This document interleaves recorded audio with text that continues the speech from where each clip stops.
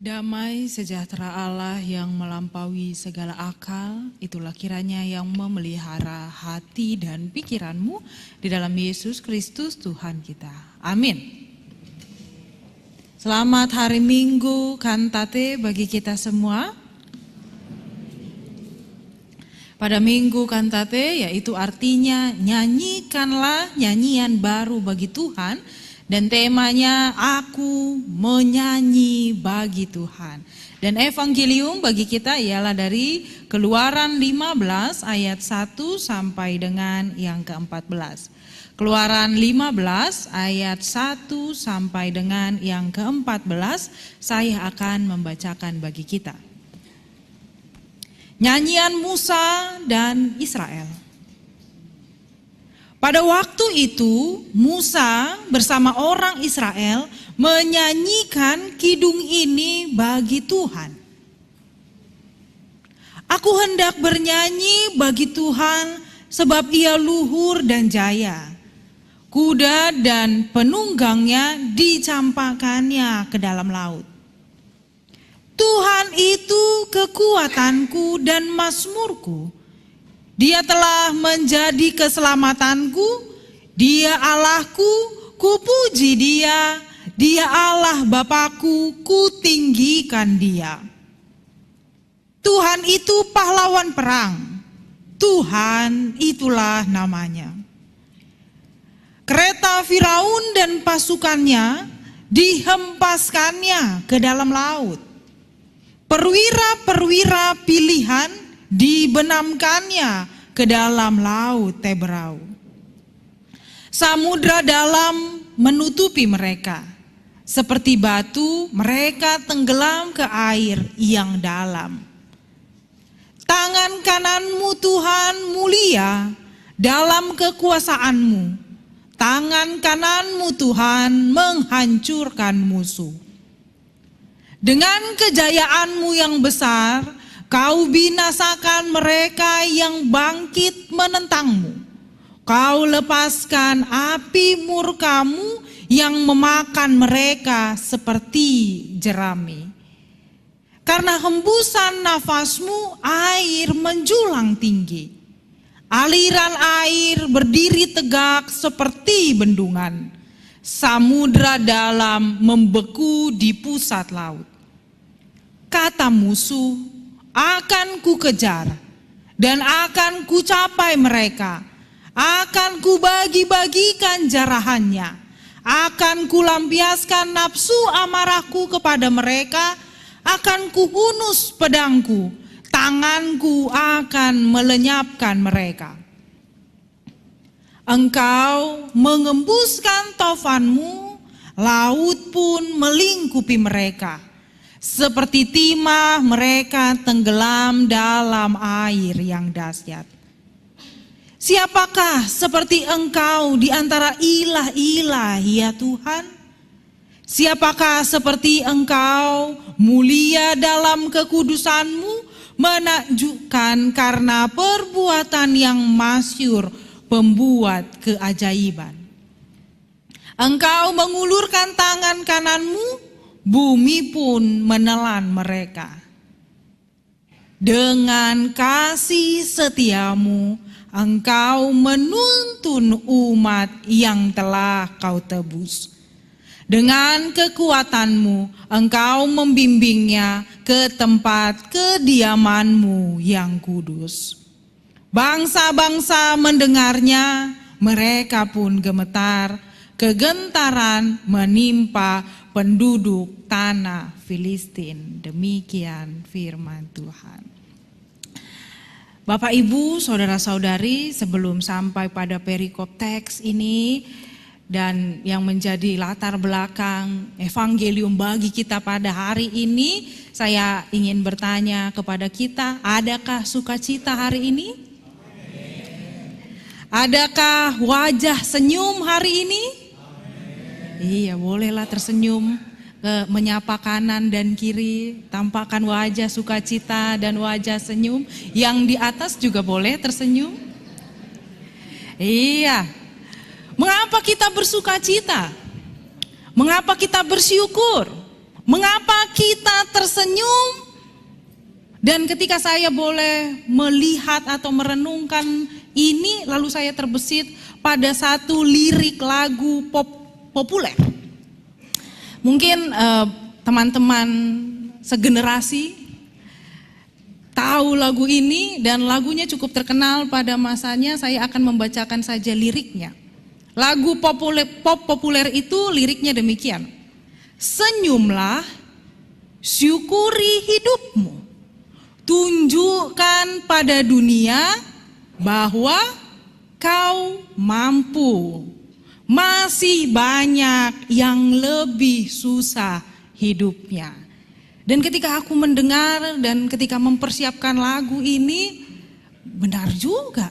Tapi sepertinya sesuatu hal meneguhkan kembali ketika lagu ini juga boleh ditemukan kembali dengan dasar sukacita dan dasar kebahagiaan atau dasar dari senyuman setiap orang percaya. Dan kembali ketika saya merenungkan itu, saya kembali mengingat pada Kidung Jemaat nomor 392. Ada yang tahu judul lagunya, Bapak Ibu? Boleh kita nyanyikan, Inang? Ayat 1 saja. Iya. Dibuka Alkitabnya, biasanya ada di layar ya. Sekarang tidak perlu dibuka di layar, dibuka saja Alkitabnya. Kidung Jemaat 392, judulnya ialah Ku Berbahagia.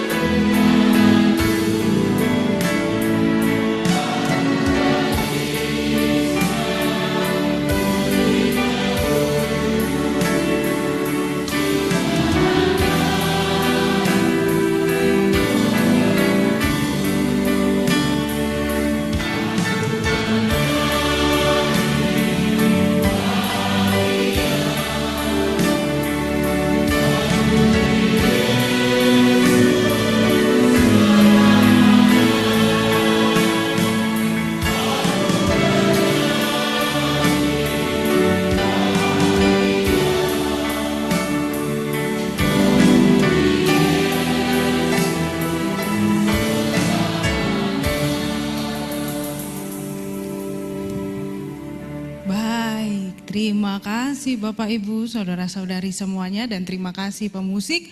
Lagu Ku Berbahagia punya jawaban yang lebih dalam dari arti senyuman.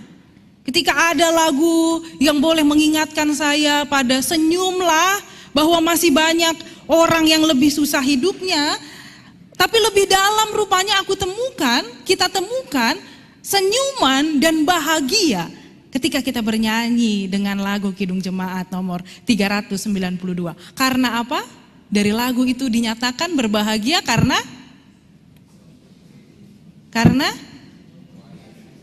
ini sepertinya perlu dinyanyikan lagi sekali lagi. Tidak. Karena apa? Karena Yesus abadi kepunyaanku.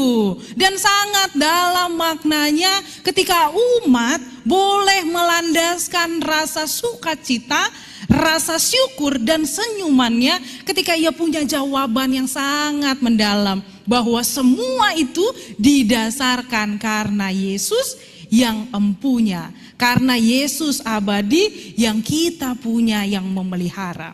Dan ketika saya mencoba mendalami lagu ini, dan lagu ini ditulis oleh Fanny Crosby.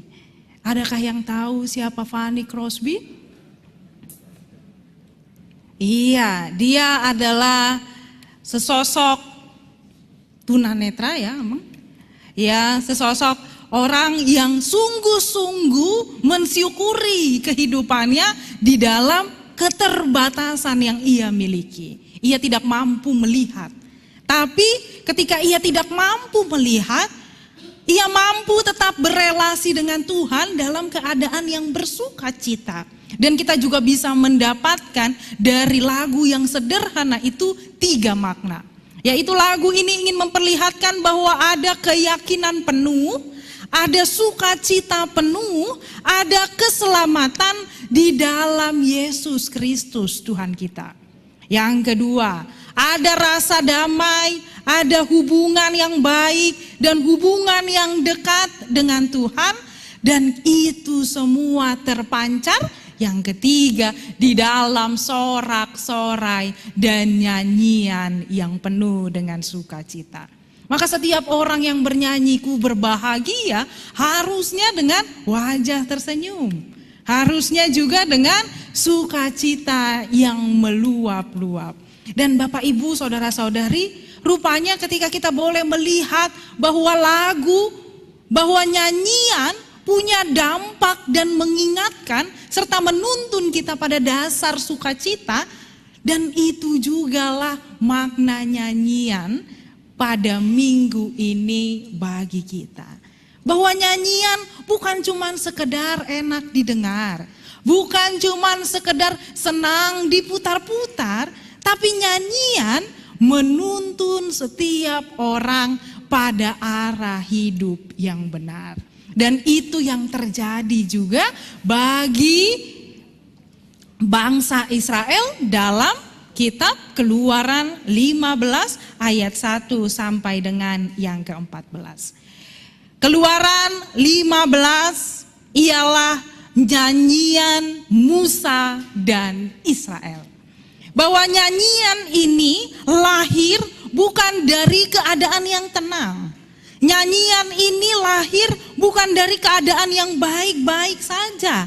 Jika kita membaca pada pasal yang sebelumnya, kita boleh mendapati konteksnya. Kita boleh melihat bahwa nyanyian ini yang penuh dengan seperti melekat pada daerah-daerah pantai yang dalam bacaannya, dalam syairnya, dalam tulisannya banyak sekali menyebutkan kata laut, banyak sekali menyebutkan bagaimana kebaikan Allah boleh terpancar. Rupanya konteksnya ialah mereka orang-orang Israel yang diselamatkan, yang dituntun Allah ketika mereka boleh melalui perjalanan yang panjang, perjalanan yang sulit, dan bahkan ketika mereka boleh melalui dan menyeberangi Laut Teberau. Di ayat yang pertama dikatakan di sini, aku hendak bernyanyi bagi Tuhan, sebab ia luhur dan jaya, kuda dan penunggangnya dicampakkannya ke dalam laut. Ayat ini dinyatakan bukan ketika mereka sedang dalam keadaan aman atau nyaman, melainkan saat umat berada di dalam keadaan yang sulit. Ketika mereka baru saja mengalami ketakutan, mengalami pengejaran, melewati Laut Teberau. Tapi pada akhirnya dalam proses yang panjang itu mereka boleh melihat kuasa Allah menyelamatkan, memulihkan, mengalahkan musuh mereka. Dan dalam proses yang demikian, mereka bernyanyi bagi Tuhan. Nyanyian yang keluar bukan karena kondisi, bukan karena keadaan, bukan karena keterbatasan, tapi nyanyian yang keluar karena penuh dengan sukacita, dan ucapannya ialah rasa syukur yang meluap-luap. Pada minggu kantate mengingatkan kita pada ekspresi rasa syukur yang diperlihatkan dalam nyanyian. Nyanyian yang didorong dari ungkapan hati yang bersyukur kepada Allah, karena Allah lah yang memberikan keselamatan, karena Allah lah yang telah menyelamatkan. Dan itu juga terlihat bagaimana Musa begitu bersyukur menyampaikan nyanyian. Bahwa ia bernyanyi bagi Tuhan, karena itu boleh terlihat Tuhanlah yang mulia, Tuhanlah yang berkuasa, Tuhanlah yang menjadi pemilik kehidupannya. Bapak, Ibu, saudara-saudari, fokus nyanyian umat. Fokus ketika kita bernyanyi di dalam peribadahan. Fokus ketika kita bernyanyi di dalam peribadahan ialah bagaimana umat digiring, umat dituntun, atau umat diingatkan bahwa ketika mereka bernyanyi bukan tentang mereka yang disenangkan, tapi bagaimana jiwa mereka meluap-luap menyadari bahwa mereka telah menerima kasih, pemulihan, dan keselamatan di dalam Allah. Dalam perjalanan kehidupan, seringkali kita menunggu dalam keadaan yang baru dulu, baru kita mampu bersyukur. Seringkali kita menunggu keadaan baik dulu, baru kita mau mengucap syukur dalam hari-hari kita. Tetapi firman Tuhan dengan teguh selalu berulang-ulang mengingatkan kepada kita. Firman Tuhan mengajarkan kepada kita nyanyian umat yang terkadang kita bisa nyanyikan atau tidak bisa kita nyanyikan itu. Dalam syairnya menuntun kita, mengajarkan kepada kita bahwa dalam keadaan sulit, bahwa dalam keadaan yang terbatas sekalipun, kita tetap bisa memuji Tuhan karena kita menyadari, karena kita mengetahui dan merasakan penyertaan Allah yang selalu penuh di dalam perjalanan kehidupan kita. Nyanyian iman bukan sekedar lagu. Nyanyian yang kita nyanyikan bukan hanya sekedar lagu dan syair biasa, tapi nyanyian kiranya boleh menjadi penuntun, boleh menjadi pembimbing bagi kita untuk kembali pada arah yang benar, untuk menemukan jawaban yang mendasar akan makna hidup kita di dalam Allah. Dan kiranya nyanyian bukan sekedar lagu, tapi sebuah pengakuan bahwa Tuhan adalah sumber kekuatan, Tuhan adalah sumber keselamatan, dan Ialah penolong bagi kita. Lebih daripada alasan-alasan yang membuat kita patah hati. Lebih daripada lagu-lagu populer zaman sekarang yang terkadang membawa kita pada rasa kesepian, yang membawa kita pada rasa patah hati yang begitu dalam, yang membawa kita pada perenungan kehidupan, mengapa kehidupan kita seolah-olah tidak memiliki makna dan arti. Maka lagu yang menuntun umat memberikan kembali kita semangat, memberikan kita kembali sukacita yang lebih dalam, memberikan kita alasan bersyukur. Alasan kita bersyukur ialah karena kita telah diselamatkan, dipulihkan, dan karena kita telah memiliki Yesus Kristus, Ia yang menyelamatkan kita dari dosa. Dan bagaimana kita juga boleh melihat bangsa Israel yang telah diselamatkan dan dipulihkan dari perbudakan. Bapak, Ibu, saudara-saudari, tentu ketika membaca syair ini, nyanyian ini, kita kembali lagi boleh mengingat bagaimana pasal yang ke-14. Pasal yang ke-14 ayat yang ke-11 dan ayat yang ke-12 saya akan membacakan bagi kita. Bangsa Israel, meskipun di sini dikatakan, mereka berkata kepada Musa, apakah tidak ada kuburan di Mesir sehingga engkau membawa kami untuk mati di padang gurun ini? Apakah apa yang kau perbuat ini terhadap kami dengan membawa kami keluar dari Mesir? Bukankah sudah kami katakan kepadamu di Mesir, jangan ganggu kami, dan biarlah kami bekerja pada orang Mesir, sebab lebih baik kami bekerja bagi orang Mesir daripada mati di padang gurun. Pada pasal yang sebelumnya ada keletihan, ada putus asa dan keinginan untuk berhenti bersukacita di dalam Allah. Karena ketidakmampuan untuk menatap ke depan di dalam kasih setia Allah. Sehingga mereka berulang kali menyatakan, sudahlah kami berhenti saja. Sudahlah kami menyerah saja. Sudahlah kami tidak mau lagi bersuka cita di dalam perjalanan kehidupan. Dan terkadang kata-kata yang demikian kerap kali dilakukan atau dikatakan bagi kita ketika kita mengalami kesulitan yang dalam.